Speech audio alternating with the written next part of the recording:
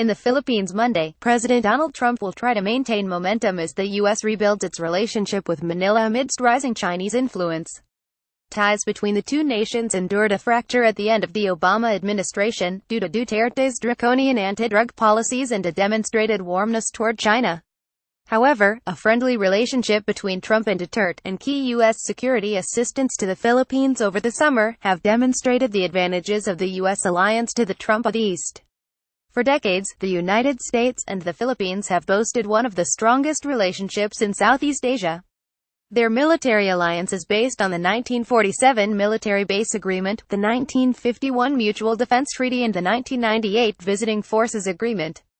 In 2014, Washington and Manila signed the Enhanced Defense Cooperation Agreement (EDCA) in 2014, a 10-year deal that allows a strengthened U.S. military presence in the Philippines. Duterte's friendliness with China, as a stated alternative to the U.S. and draconian anti-drug crusade, drove a wedge between Washington and Manila. Elected in 2016, Duterte's populist platform, to combat the drug trade and improve the country's dire economic state, struck a chord with the population. His popularity, though lower than after his election, remains high. In October 2016, just as the U.S. and the Philippines began a joint military exercise, Duterte threatened to break up with the U.S. and said that then U.S. President Barack Obama can go to hell.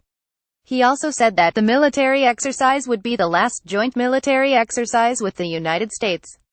During a trip to Beijing in October 2016, Duterte announced a military and economic separation from the United States, stating that America had lost to loud applause in Beijing's Great Hall of the People. China also agreed to $15 billion worth of investment projects in the Philippines and another $9 billion in credit facilities. Duterte has completely reversed Manila's course in the South China Sea, stating, "I will set aside the arbitral ruling. I will not impose anything on China," after an international tribunal found in favor of the Philippines' suit against Beijing. Since U.S. President Donald Trump assumed office, however, the relationship appears to be on the mend. Both leaders share populist messages and a penchant for, in their supporters' minds, telling it like it is. On a phone call between the two leaders in the spring, Trump congratulated Duterte, telling him he was doing an unbelievable job on the drug problem. The Philippine Foreign Secretary, Alan Peter Cayetano, said that the two leaders' initial meeting in Da Nang over the weekend went well, adding, "If you have two tough guys in a room, there is always fear that they will try to appear tougher than the other. But they understand the same language, they have the same goals. In this case, both just want a better life for their people." Major security-related events in the Philippines also strengthened cooperation, as the U.S. provided key support that China could not. As Philippine security forces battled throughout the summer to retake the city of Marawi from ISIS-linked militants, the U.S. provided the Philippine Army with military equipment as well as technical assistance, such as intelligence, surveillance and reconnaissance.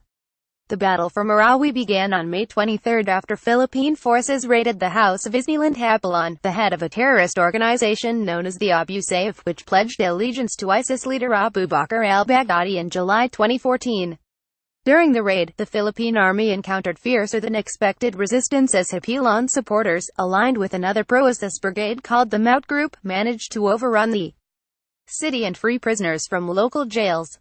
It took 5 months for Philippine forces to defeat pro-ISIS militants in city of Marawi located in the Philippine island of Mindanao.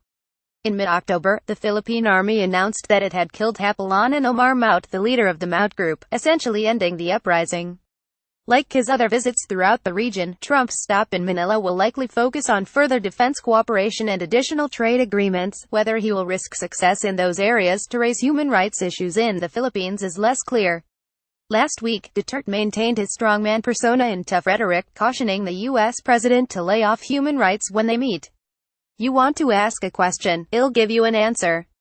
Lay off. That is not your business. That is my business. I take care of my country, and I will nurture my country to health," Duterte told reporters. Ultimately, Trump's trip to Manila should be viewed as an opportunity for the U.S. president to rebuild ties with a key ally in the region by leveraging a relationship with a leader who shares, at least in some ways, a similar brash style. According to the Philippine foreign minister, "Sometimes, tough guys become close friends in real life, to put it that way," Mr. Cayetano said. Bennett Seftel is Deputy Director of Analysis at the Cipher Brief. Follow him on Twitter at Bennett Seftel.